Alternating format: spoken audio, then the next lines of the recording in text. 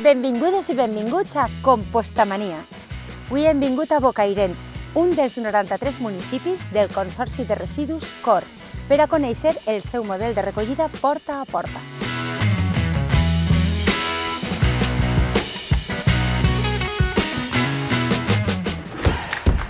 Sabies que més de 70.000 persones utilitzen els ecoparcs del COR?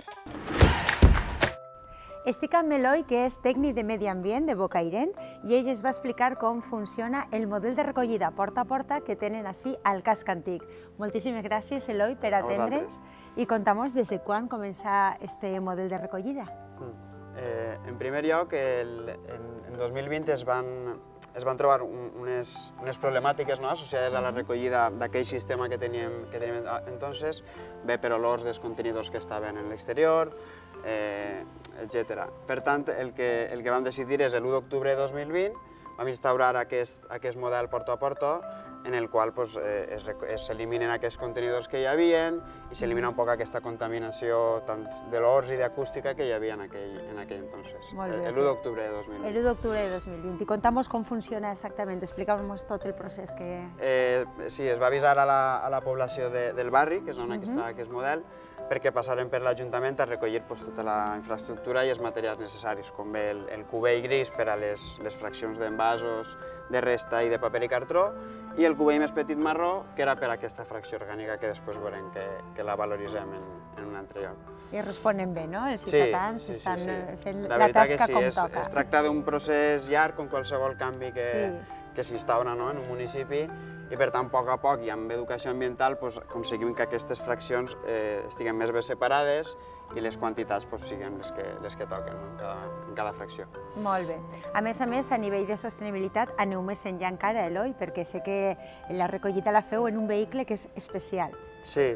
En aquell moment, en 2020, es va pensar que seria molt redó per a aquest canvi adquirir un vehicle elèctric per a fer aquesta recollida en el barri amb una orografia complicada, com veiem, i també per a facilitar aquesta reducció de contaminació acústica que estàvem comentant. I la veritat que estem complint amb els objectius de desenvolupament sostenible en aquest aspecte i el vehicle elèctric ha sigut un punt a favor. Els veïns agraïts i el medi ambient també, amb vosaltres. I ara, per acabar, tots els residus orgànics que arreplegueu en aquesta recollida, on van a parar?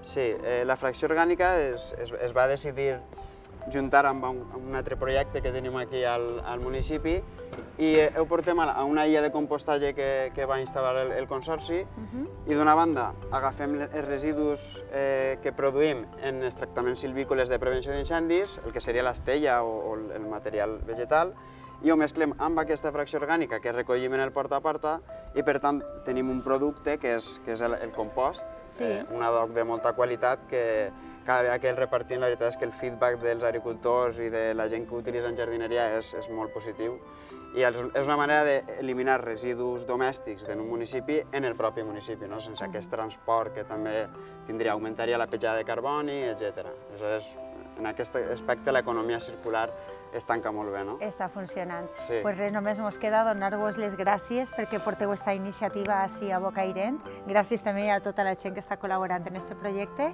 i res, encantada d'haver-te conegut. Tornarem per el poble. Moltes gràcies a vosaltres. Sabies que l'any passat es van recollir més de 180 tones de matèria orgànica gràcies als contenidors marrons?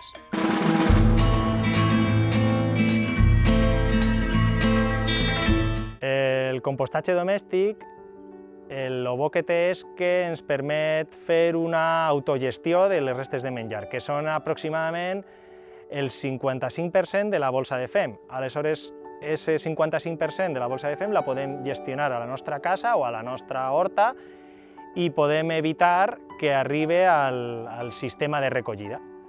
Per això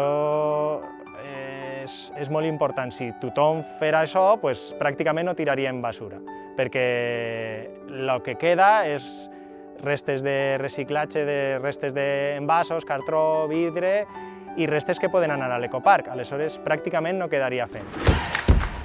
Avui hem gaudit d'un passeig per el casc històric de Bocairent i, a més, hem après sobre el model de recollida porta a porta. Ja sabeu, ens veiem al pròxim Compostamania.